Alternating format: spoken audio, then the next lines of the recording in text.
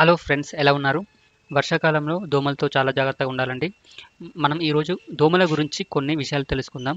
మగ దోమలు ఆహారం కోసం పువ్వుల నుండి తేనెను తీసుకుంటాయి. ఆడదోమలు ఆహారం కోసం మనుషుల రక్తాన్ని తీసుకుంటాయండి. అయితే దోమలు అనేవి లేత రంగుల కంటే ముదురు రంగు దుస్తులకు ఎక్కువగా ఆకర్షితమవుతాయి. కాబట్టి మనం లేత రంగు దుస్తులు ధరించడం వల్ల దోమల బారిన పడకుండా ఉంటాం.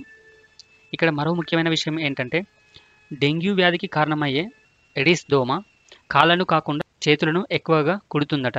ఇక మలేరియాకు కారణమయ్యే అనాఫిలిస్ జాతికి చెందిన దోమలు కాళ్ళపై కుట్టడానికి ఇష్టపడతాయి. అదేవిధంగా కొన్ని బ్లడ్ గ్రూపులు ఉన్న మనుషులను ఇతరుల కంటే ఎక్కువ కుడతాయని నిపుణులు చెబుతున్నారు.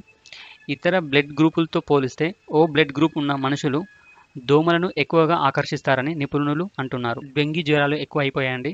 డెంగీ జ్వరంతో బాధపడుతూ చాలామంది ఆసుపత్రుల్లో చేరుతున్నారు. కొంతమందిలో ప్లేట్లెట్ కూడా తగ్గిపోతున్నాయి. డెంగీతో పాటు గన్య బాధితులు కూడా పెరుగుతున్నారు. డెంగీ జ్వరంను సకాలంలో గుర్తించి చికిత్స తీసుకుంటే తొందరగా నయమవుతుందని వైద్యులు చెబుతున్నారు. కొబ్బరి నీళ్లు, మజ్జిగ వంటివి తీసుకుంటే చాలా మంచిదట.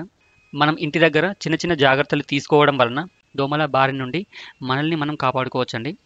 ఇంటి పక్కన చెత్త కానీ నీరు కానీ నిల్వ ఉండకుండా చూసుకోవాలండి. వాడని వస్తువులు అంటే టైర్స్, ట్యూబ్స్, ఖాళీ బాటిల్స్, కూలర్ లాంటివి వాటిలో నీరు అనేది ఎక్కువ రోజులు నిల్వకుండా చూసుకోవాలండి. ఎందుకంటే ఎక్కువ రోజులు నీరు నిల్వ ఉంటే దోమలు అనేవి అందులో తయారవుతాయి. ఎక్కువ రోజులు నిల్వకుండా చూసుకోవాలి. ఇలాంటి చిన్న చిన్న జాగ్రత్తలు తీసుకోవడం వలన మనం దోమల నుండి మనల్ని కాపాడుకోవచ్చండి. Thanks for watching. Please subscribe for more videos.